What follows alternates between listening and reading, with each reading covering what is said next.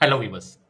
டிஎம்கேயோட youth wing leader எங்கள் கிருஷ்ணகிரி மாவட்டத்தில் இவரை போக்சோ சட்டத்தில் கைது பண்ணியிருக்காங்க. எதுக்குன்னு சொல்லி பார்த்தீங்கன்னா, ஒரு 2.5 வயசு குழந்தைய பாலியல் பலாத்காரம் பண்ணி கொலை செஞ்சிருக்காரு. சேசுராஜபுரம் இந்த ஏரியாவில் இருக்கிறவர் தான் டிஎம்கே யூத் விங் லீடரான பெரிய நாயகம் அப்படிங்கிறவர்.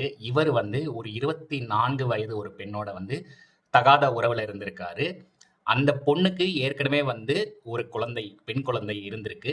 இந்த 24 வயது பெண் இல்லாத நேரமா பார்த்து அந்த 2.5 வயசு குழந்தைய பாலியல் துன்புறுத்தல் பண்ணி அந்த குழந்தை இப்ப இறந்தே போயிருச்சு. எவ்வளவு ஒரு கேவலமான மனுஷன்னு பாருங்க.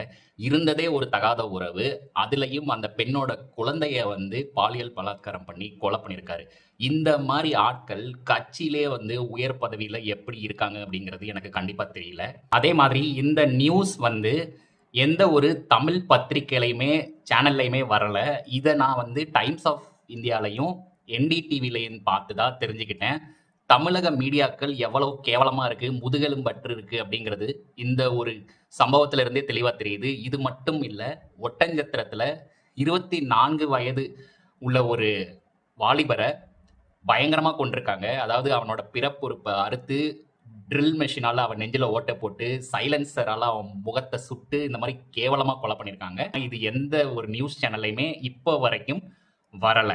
ஜேர்னலிசம் படித்தவங்களா இருக்கட்டும், இந்த மாதிரி நியூஸ் சேனலில் ஒர்க் பண்ணுறவங்களா இருக்கட்டும், நீங்கள்லாம் மனசாட்சின்னு ஒன்று இருந்தால் இந்த மாதிரி ஒரு விஷயம் தான் ஃபஸ்ட்டு வரணும். ஆனால் இதெல்லாம் விட்டுட்டு கண்ட தேவையில்லாத விஷயத்தெல்லாம் ட்ரெண்ட் பண்ணுறது தான் ஆளாக நீங்களாம் இருக்கீங்க. மக்களே, இன்னும் 2 மாதங்களில் எலெக்ஷன்ஸ் வரப்போகுது. சிந்திச்சு வாக்களிங்க. உங்களுக்கு நிறையா ஸ்கீம்ஸ் இப்போ ரிலீஸ் பண்ணி சில பேர் காசு கொடுக்குறாங்க. இன்னும் ஒரு சிலர் இலவசங்கள்லாம் ப்ராமிஸ் பண்ணியிருக்காங்க. அவன் இலவசம்னு உங்களுக்கு கொடுக்குறான்னா அதை திருப்பி எடுக்கிறதுக்கு வேற ஏதாவது வழி கண்டிப்பாக வச்சிருப்பான். சிந்திச்சு செயல்படுங்க. இந்த தடவை நீங்கள் எலெக்ஷன் எடுக்கிற முடிவு இனிமே ஊழல் பண்ணணும்னு நினைக்கிறவன், அதிகார துஷ்பிரயோகம் பண்ணணும்னு நினைக்கிறவனுக்கு ஒரு மிகப்பெரிய பாடமாக அமையணும். அதுக்கேற்ற மாதிரி சிந்திச்சு வாக்களிங்க மக்களே. இது ஒன்று தான் நான் கேட்டுக்கிறேன். இந்த மாதிரி விஷயங்கள் எல்லாம் மூடி மறைக்கிறதுக்கு இவங்களுக்கு எவ்வளவு தைரியம் வருதுன்னு எனக்கு தெரியவே இல்லை. இதுக்காக நம்ம கண்டிப்பாக வாய்ஸ் அவுட் பண்ணியே ஆகணும்.